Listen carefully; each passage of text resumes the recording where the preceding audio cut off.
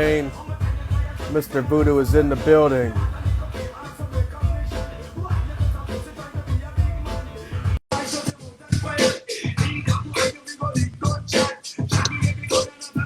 Peace. Hey, what up, y'all? Can you hear me? Yeah.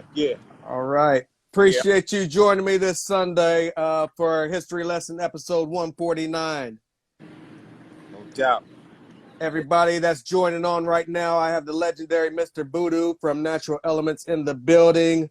Yeah. For everybody who forgot or may not have known, can you take us back to where Mr. Voodoo was born and raised? Brooklyn, man. Born and raised Brooklyn. I'm out here right now. Hometown. Born and raised. No doubt. What, as a teenager, what was life like for Mr. Voodoo growing up in New York during his teenage years? Crazy. It was an adventure. All right. New York is a different place. Was a different place back then, man. I'm looking around here now and it's different to me. You got people, you got bike lanes and all this shit. You ain't had none of that when I was coming up, you know? It was an adventure. It was just crazy. Brooklyn was crazy. Uh, Crazy. can, can you take us back to what your relationship was like with your parents growing up during these times? Um, well, I had my mom and my pops in the house for a little while. My pops is African, Nigerian. He went back to Nigeria for a little while. So most of my years, it was just my mom. From about the time that I had gotten into junior high school till about the time that I was about to leave high school, which was like a good part of my adolescence was spent basically in a single parent household. So you know how that goes. And everything that I had to learn, um, I initially got from my dad, who was around in the beginning stages. So I got the basic instruction, but coming up and um, it was just my mom. So for those years, it was just basically the streets, I guess. My homies. For whatever it's worth, they knew just about as much as I fucking did. Right. But learning from them and just trying to survive out here in the 80s, man, when it was crazy. You know what I mean? Right. Yeah. Can you take us back to before you got into music? What was Mr. Voodoo listening to? Who were some of your musical influences before you got into music? Okay, for as long as I can remember, it's been everything. I had one of those households where we listened to everything. We listened to rock and roll. We listen to R&B. We listen to blues, jazz. So funk. So all of those things was heavily influenced in the beginning. Before hip hop. Um, I saw I saw it come. I mean, I'm blessed to say that I was old. I'm old enough to say that I seen it come. I can remember um, when Sugar Hill came out. I wasn't too familiar with the others until later on, and when I really, really got deep into it. But I can remember telling my mom, "Yo, I want that album. I want that Sugar Hill joint." When it first came out, I can remember. So, um, you know, um, for the family, music has always been played a major part, played a major role in getting us through different things. Right. Uh, You said you can remember hip hop as it was coming along. What is Mr. Voodoo seeing personally, firsthand, as far as hip hop in Brooklyn during these times? um, it wasn't much. I'm gonna tell you the truth. Brooklyn had hip hop. Um, it came a little bit later than the Bronx. There's always a debate because we did have people bringing their sets out. You know, we did have cats bringing their sets out, big systems, and they was doing their thing. But I'm not sure if it was exactly the same thing that they was doing in the Bronx. You know, the Bronx, they had um, the youth there was doing a particular thing, and I'm not sure that the cats in Brooklyn who were older cats was really doing the same thing as the young cats in the BX was doing. But we had our systems and we had all that in the beginning, but I really didn't start to really recognize hip hop taking a hold until the early 80s. Okay. You know, and for us, it was a lot of guys that was out here, and they would bring their thing out. I mean, for me, where I was at in Bed-Stuy, I can't remember some of the names offhand, but I know that we had dudes out here that was bringing their set out and they was doing their thing. You know, I grew up basically in the Bed-Stuy, Fort Greene area. So, it wasn't really until like the early 80s that you really start seeing cats bringing their sets out and hip hop taking a whole breakdancing, all that stuff. Right. How would you say you got involved with hip hop? A lot of MCs that I asked would say they were DJs first, they were dancers, graffiti artists. For Mr. Voodoo, personally, how did you get involved with hip hop? Well, in I always uh, followed it, you know. I can't even tell you because it's been so long. I mean, it's always been there. And I mean, maybe I kind of take it for granted, you know. Right. Um, it's just always been there. I can't even tell you when I got officially involved in it. I know that, like for me growing up in the 80s, like I said, when I first saw Sugar Hill, that was the commercial thing.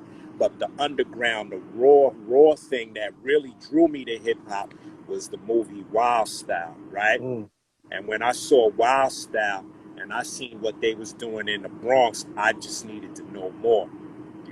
I had family in the Bronx. My mom come from Soundview, but me being very young, I wasn't exposed to those things that my older relatives were exposed to.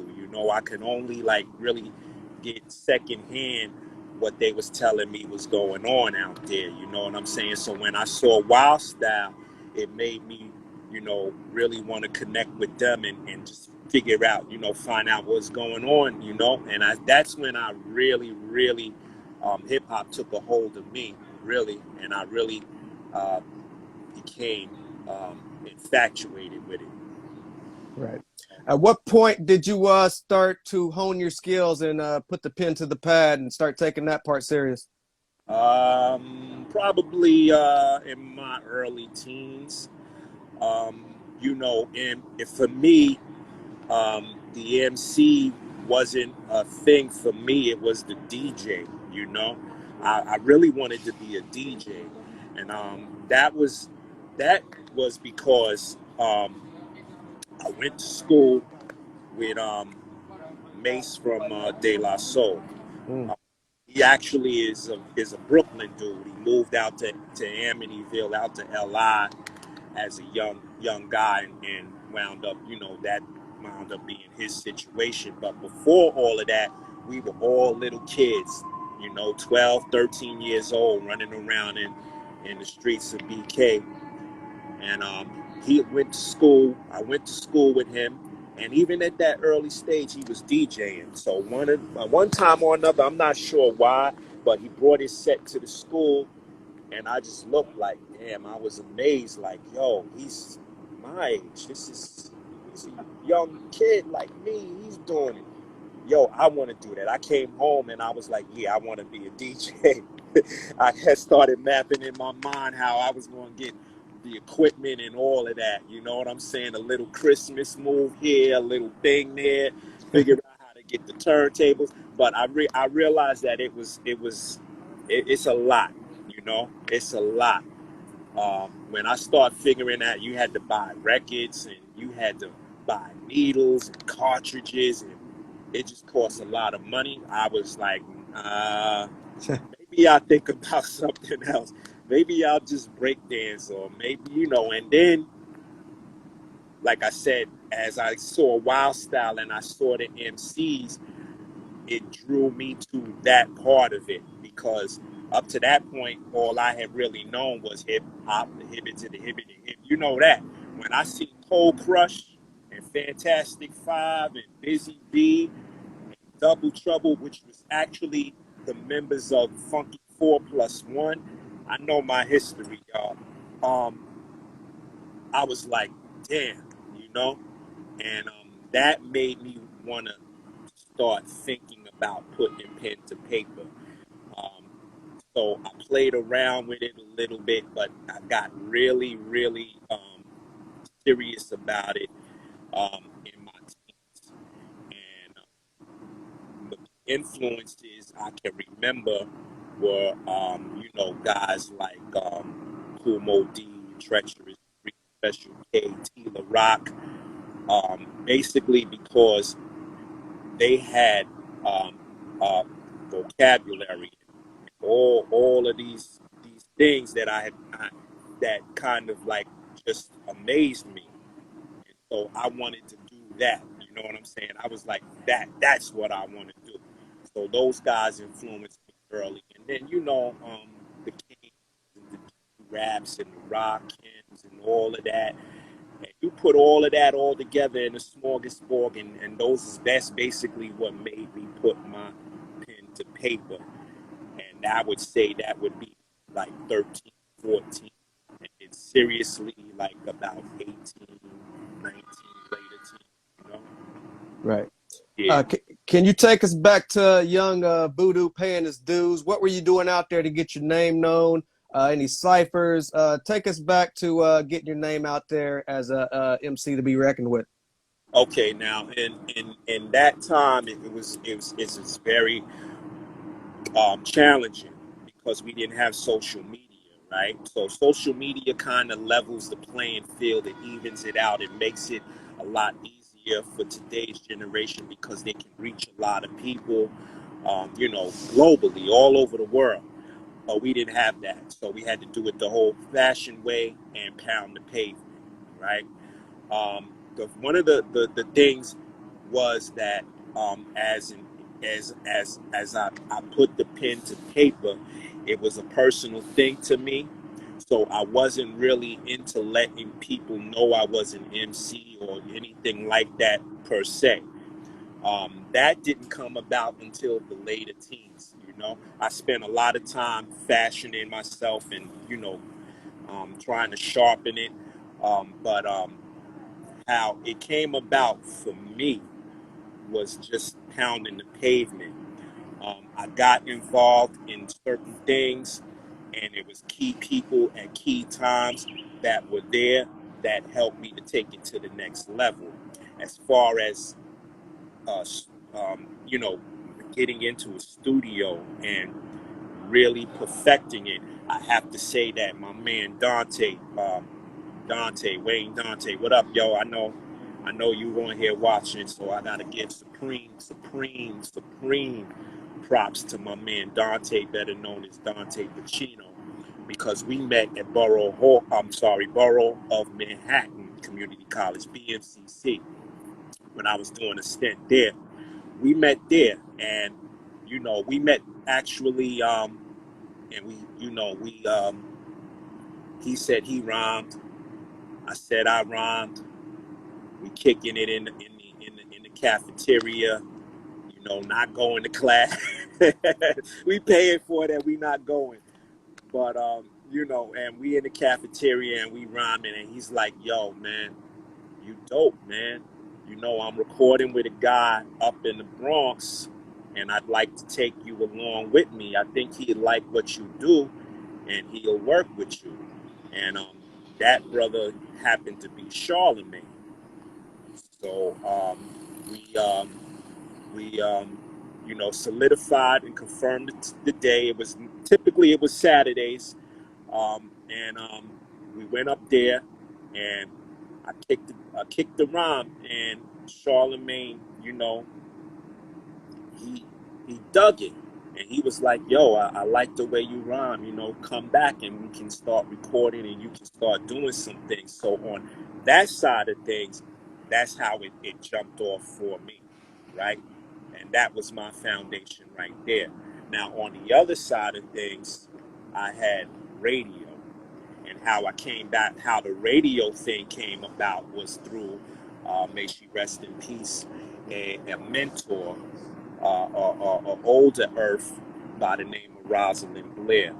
And I was involved in a group called Yahweh, Young African Warriors with Intellectual Insight. And what we did and what that taught me was the performance side of it, because what we were performing skits, we were performing music, some dance. She even had me compose a couple of raps around it.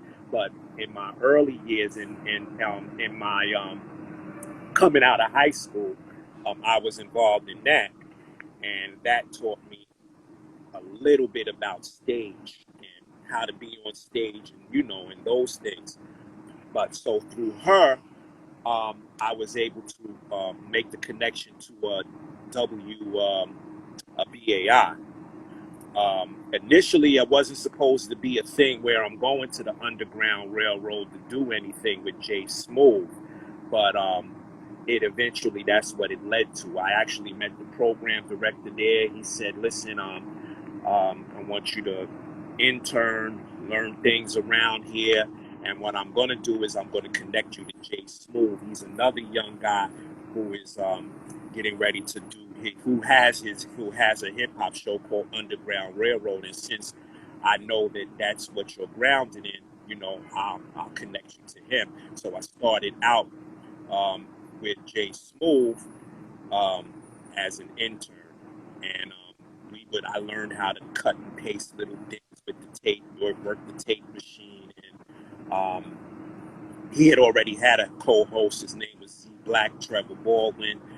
We all connected. We all, got together, and everything was cool. But even at that point, Jay Smooth and them didn't know that I was rhyming. They had no idea that I was going uptown every Saturday, dropping songs, freestyling with all these dudes, and doing my thing.